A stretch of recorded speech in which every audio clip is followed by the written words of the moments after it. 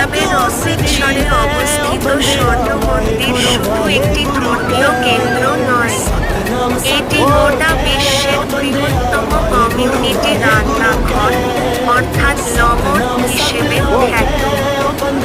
এখানে প্রতিদিন 50,000 থেকে 1 লক্ষ মানুষ একসঙ্গে বসে বিনামূল্যে নিরামিষ খাবার গ্রহণ করে।